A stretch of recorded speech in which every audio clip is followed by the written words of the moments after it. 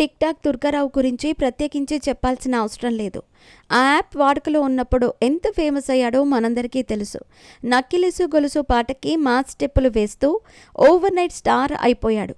అయితే ఇదిలా ఉండగా తాజాగా టిక్ టాక్ దుర్గారావు దంపతులు ఏడ్చుకుంటూ ఓ వీడియో యూట్యూబ్లో అప్లోడ్ చేశారు. ఈ వీడియో సోషల్ మీడియాలో బాగా వైరల్ అవుతోంది.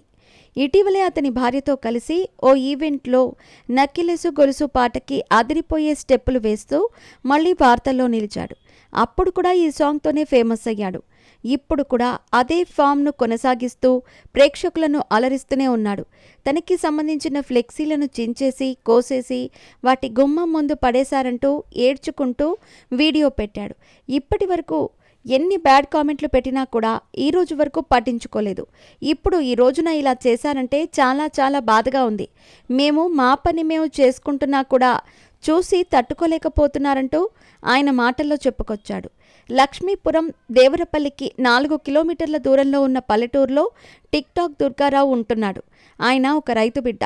ఎంతో కష్టపడి టిక్ టాక్ ద్వారా ఫేమస్ అయ్యి 35 టీవీ షోలు చేసి కొన్ని సినిమాల్లో ఆర్టిస్ట్గా కూడా చేసి 2 తెలుగు రాష్ట్రాల్లో దుర్గారావు మంచి పేరు తెచ్చుకున్నాడు.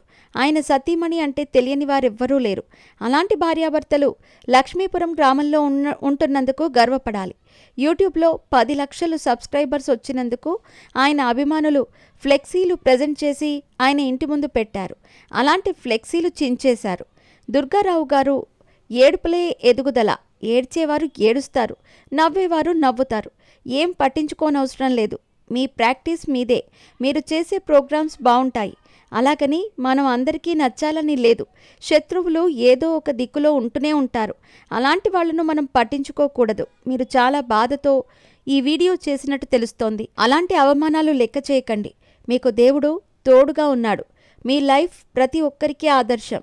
మీరు ఇలాంటివేవీ పట్టించుకోవద్దు సార్. మీరు చాలా ఉన్నత స్థాయికి వెళ్లాలంటూ నెటిజన్లు దుర్గారావుకు సపోర్ట్గా మాట్లాడుతున్నారు.